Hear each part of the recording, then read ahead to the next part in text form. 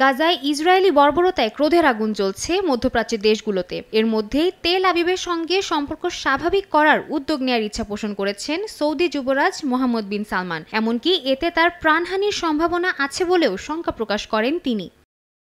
১৯৮১ সালে ইসরায়েলের সঙ্গে শান্তি চুক্তির জেরে গুপ্ত হত্যার শিকার হন মিশরীয় নেতা আনোয়ার সাদাত। মার্কিন আইন প্রণেতাদের সঙ্গে এক আলোচনায় এই হত্যার নজির টেনে নিজের প্রাণ নিয়েও শঙ্কার কথা জানান সালমান। যদিও তেল আবিবের সঙ্গে চুক্তির বিনিময়ে স্বাধীন ফিলিস্তিন রাষ্ট্রের সূচনার আহ্বান জানান তিনি।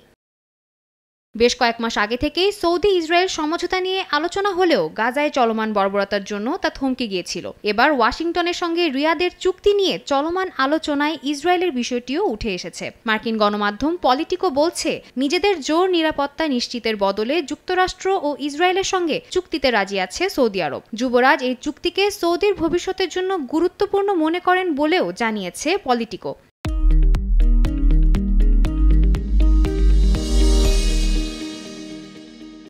এর আগেও বিভিন্ন সময়ে হত্যার হুমকির মুখোমুখি হয়েছেন সৌদি যুবরাজ। তবে এবারই জীবন নিয়ে এতটা ভয় কেন, এই নিয়ে উঠছে নানা প্রশ্ন। নিজের প্রাণশঙ্কাকে পুঁজি করে যুক্তরাষ্ট্রের উপর চাপ সৃষ্টি করে নিজের পছন্দ অনুযায়ী একটি চুক্তি তৈরি করতে চাচ্ছেন যুবরাজ বলে ধারণা করছেন অনেকে। তাই সৌদি ও ইসরায়েলের মধ্যবর্তী এই সম্ভাব্য চুক্তিকে মোহাম্মদ বিন সালমানের একটি চতুর কূটনৈতিক চাল হিসেবে দেখছে যুক্তরাষ্ট্র।